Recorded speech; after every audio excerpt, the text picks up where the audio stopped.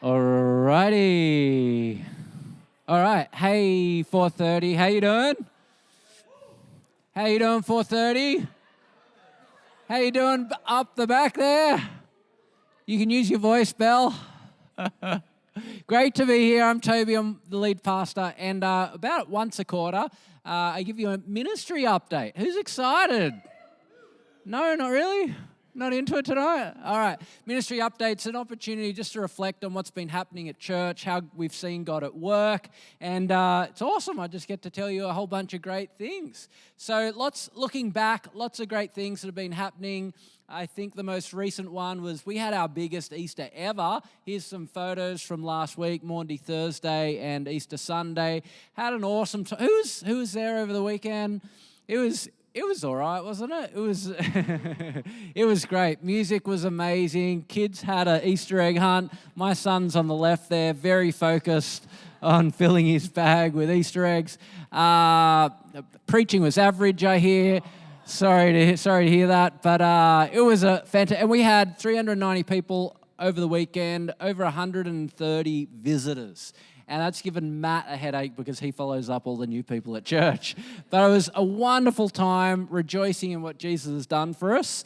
And so exciting seeing you bring lots of friends and family along.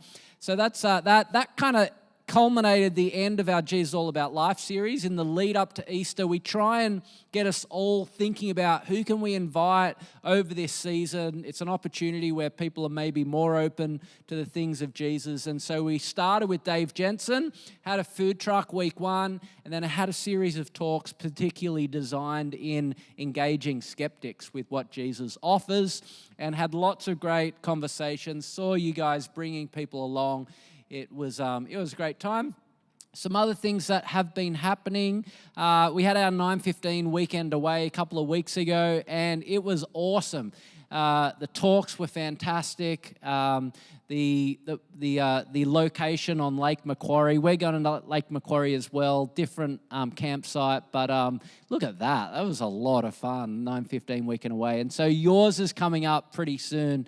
It was a great time of community. I think when you slow down and have just unhurried time together, that's when actually we start building deeper community. Often after church, we have a quick conversation here or there, but it's when you sit down and have a meal together, that's when we build community well. We had Thanksgivings and baptisms recently, so Josiah got baptized a couple of weeks ago. Let's hear some love for him. We saw little Arabella Sutton. We gave thanks for her life. Lots of people coming through on board this year, so lots of people joining church. Had one today, but a couple of weeks ago in February, we had over 20 people at on board, biggest ever. So lots of people looking for a church at the moment. We ran our Mardi Gras outreach back in March, and we're not there to protest the Mardi Gras, nor are we promoting the Mardi Gras. We're just there because we love Jesus and want to share the love of Jesus with others, both in practical ways and in conversations, and had lots of opportunities to engage people in the things of the gospel and show them practical love. Had a women's brunch. Who was at the women's brunch earlier this year? Bunch of you ladies. We're in particular this year trying to, as a church, build some community in kind of smaller pockets, so like men, women, marrieds. Hopefully we'll do something for singles this year as well. So that was the women's brunch. Yesterday we launched our first of our men's breakfasts this year. Show of hands who was at that. Bunch of us guys. Was it all right? It was really good. Really honest talks from men. When men aren't doing well in society, everyone suffers. Men have a disproportionate impact on those around them, and we're reeling from that in our society. But when men are godly, humble, families benefit, churches benefit, and society benefits. And the sad thing is churches typically are 60% female, 40% men. We're not good at reaching men, and so this is a real initiative. How are we growing godly, humble, Christ-like men in our church? And the stories we heard were honest, humble, and the men really wanting to grow to become like Jesus. Plus, we had some really good bacon and egg rolls. So it was a good time. Vine Youth, absolutely pumping this year. We had 20 at youth this morning. This was Friday night. They were making videos, I think, mocking Ben Williams. And this is my daughter, Evie, and she's preaching to everyone there. She's got a little Ben Williams tattoo behind her ear, but they're just loving it. And youth's going off. Deep discipleship, lots of connection between the kids. Yeah, there she is. What a legend, right? All right, that's youth. And anything else? Oh, mini movers. So on a Thursday morning, we run a little play group for families in the local area, their parents, and it's very soft on things of the gospel. But the idea is create a safe place where they're like intrigued. And we saw a bunch of those families come along over the Easter weekend and even come back today. So lots and lots of awesome things happening at church, seeing God at work in wonderful ways. What's coming up this term? So, over the last couple of weeks in church, we've really been focused on explaining the gospel to people who are exploring. That's what Jesus All About Life was about. And then for those who are still exploring, that's why we run Life starting in April, and then that'll follow up with Alpha. And just notice, we're just ruthless in helping people who are exploring come to know Jesus. And so whenever you hear about these things, be praying for the events and be thinking about who you could be praying that you might be able to invite along. This next term, we're starting a new teaching series on the Old Testament book of Daniel. We've called it Lions, Fires, and Fears because Daniel lives in a very hostile environment to his faith. And you put your faith in God, you get thrown to the lions and fires. And it can feel like for us living in Sydney that our faith is threatened and we sometimes self-censor because of what we think people are going to think of us. And we feel like we're not fully safe in our workplaces being Christians. And so that's what this series is going to be thinking into, starting not next week, but the week after. We've got the 11 a.m. weekend away, and then you guys, 4:30 weekend away. It's going to be really good. And, great teaching. Really looking forward to hearing Joel's brother speak. But it's these moments where you will get to know people. And I really want to encourage you, even if you're new at church and you're like, I'm not really, just come along. It will have a significant benefit for you actually finding your place at church here. If cost is an issue, we have very generous people at church who will pay for you to come. So if cost is an issue, just come and talk to me or get in touch via hello@Vine Church and someone will pay for you. We want everyone there. It's such an important moment for our church and for our congregation in particular.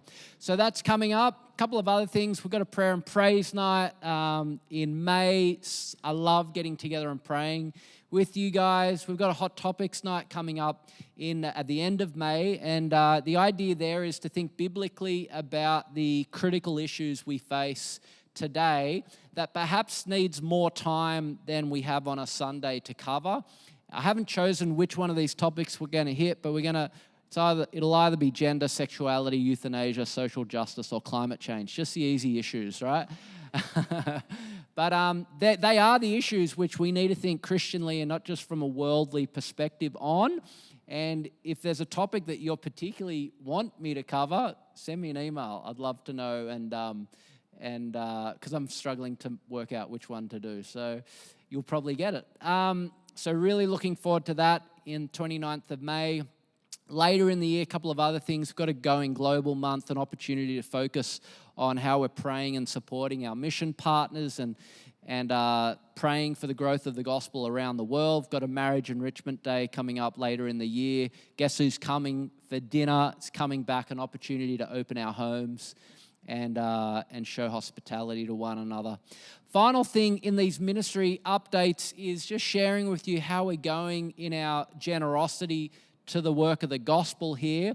So for those of you who like bar charts, Here we go. Here's our budget for the last couple of months. The budget's roughly $62,000 a month, and we've been giving just over 50,000, and you can notice it's increasing slowly and steadily, but we are behind budget by about 31,000, which is impacting our ability to keep doing the things that we want to be doing. This is another way of looking at it. We've had, you've given an incredibly generous amount of $162,000. And, I love being a pastor of this church because you are so incredibly generous. Vine Church punches well above its weight compared to all the other churches, my peers who lead churches. They're always like, they give what? And they're like, is your church full of doctors and lawyers? I'm like, no, they're not really. They love Jesus. And so I love boasting about you guys. Thank you for that. But we are behind just a tad. And so I want to encourage you, if you were in a position to make a one-off donation to try and help us cover that, that would be really helpful. But in particular, I actually want to talk to a group of you, because a lot of you are giving very generously, and I want to thank you for that. You care about the gospel, you love what we're doing, you want to see people come to know Jesus. But some of us, you're not giving regularly, and I want to just talk about that in a second. This is the number of people at our church. We have 305 adults regularly attending at church here. If you break that down into family units, that accounts to approximately 212 family units. And the reason we think about family units is typically a family unit gives once, not twice for the two adults. So my wife and I, although we're two people, we give out of one bank account. So as we recognize how many people are actually giving, it's best to think in terms of that 212 family units. Now, the number of family units giving regularly, and by regularly I mean monthly, is 100. And so you notice that more than half of our church is not giving regularly monthly. And if we were able to change that, we'd have no issue in meeting budget this year. And so it's actually quite an easy ask to encourage those of you who, now I know many of you do give, but it may not be every month, maybe every second month, every 6th month or something like that. And if you're on seasonal work, that's fine, some of us are. But if you love what we're doing here, and you are a Christian, by the way, if you're visiting, just shut your ears, right? We don't want your money. We want you to come to know the gift of Jesus. And you can come here for free for the rest of your life. We don't care. But for those of you who are Christians and you love Jesus and you want to see the work of Jesus continue, then how are you going in your giving, and are you regular in it? In the New Testament, it says on the first day of the week, set aside a portion that you'd give to the Lord. And I get paid monthly, so I set aside that monthly. My wife gets paid fortnightly, so as soon as she gets paid, we give based on that. But how are you going in that regard? Because this is a discipleship issue, and I'm your pastor. I've got to ask you about that. And to be honest, I find it really hard talking to you about money. I'd much prefer to get up here and talk to you about your sexuality, right? Which is meant to be a very sensitive topic. I'd much rather be talking to you about who you shouldn't be having sex with right now. That would be a lot easier. But talking about money, we all kind of freeze up. We all tense up. That shows this is an issue for us. And I've got to name it. Many of you are giving generously. I want to particularly encourage those of you who aren't giving regularly to start that habit, to trust God. That he's given you much. How are you using what God has given you to bless the kingdom of God? I don't really care if you give it to Vine Church. I just find somewhere to give it where it'll make a gospel difference to prove that money doesn't have its clutches on your heart.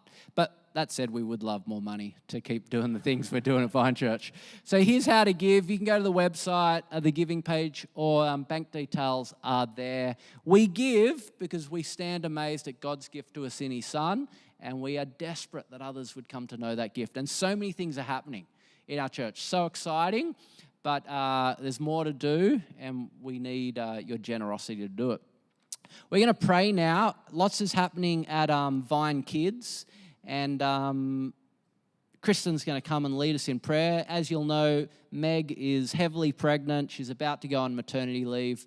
And all of our kids' teams, we're going to be praying for that. So thanks, Kristen.